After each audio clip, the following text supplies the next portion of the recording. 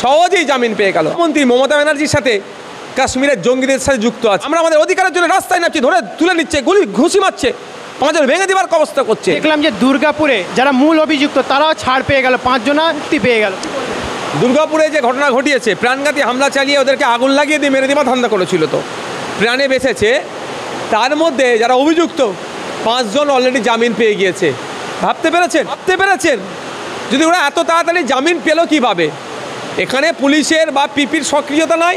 এইদিকে শামশেরগঞ্জে প্রায় 500-700 ছেলেকে ধরে রেখেছে, তাদের মধ্যে অনেকে নিরাপরাধ। আমি দায়িত্ব নিয়ে বলতে পারি এই কাজের সাথে যুক্ত নয়। ওয়াকফকে নিয়ে একটা টেনশন তৈরি হয়েছিল, সেখানে অনেক নিরাপরাধ হিন্দু মুসলমান নির্বিশেষে বলছি মানুষকে ধরে রেখেছে, তাদের জামিনের বিরোধিতা করছে। আর এখানে যারা অপরাধ করলো এদেরকে সহজেই জামিন পেয়ে গেল। আমরা ভুলে যাচ্ছি না বনগাঁতে, খেয়াল আছে কি আমি জানি না আপনার, ওখানে একটা পাকিস্তানের পতাকা লাগিয়ে মুসলমানদেরকে বদনাম করার জন্য রেলওয়ের একটা স্টেশনের বাথরুমে লাগিয়ে দিয়েছিল, ধরা পড়েছিল, তারপরের দিনে জামিন হয়ে গেল। কীভাবে? রাজ্য সরকারের যদি হাত থাকে। তো এই যে দুর্গাপুরের কাণ্ডটাতে আমরা গিয়েছিলাম, অনেক সংগঠন গিয়েছিল, চাপে পড়েছিল, সেই জন্য এরা কী করলো, অ্যারেস্ট করেছিল। এখন একটু চুপ হয়ে গেছে, ফটাফট জামিন করিয়ে দিচ্ছে।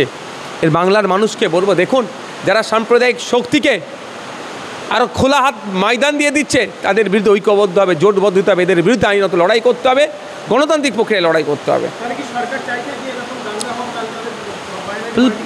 হ্যাঁ, নাহলে শুভেন্দু অধিকারী রাত দিন কি কথা বলে যাচ্ছে, গালাগালি মুসলমানদের সম্পর্কে বাজে মন্তব্য করতে করতে করতে করতে কি বললো যে পশ্চিমবাংলা সরকার মুখ্যমন্ত্রী মমতা ব্যানার্জির সাথে কাশ্মীরের জঙ্গিদের সাথে যুক্ত আছে।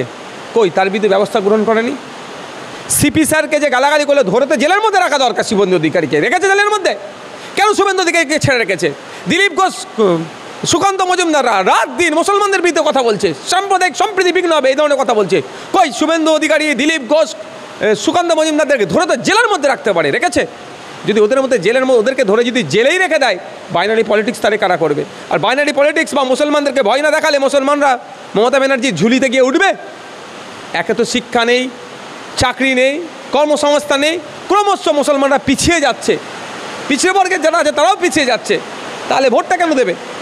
তাহলে বিজেপিকে দিয়ে ভয় দেখাতে হবে, তৃণমূল বলে আয়, আমার কাছে আয়, আমি তোকে সেভ করবো।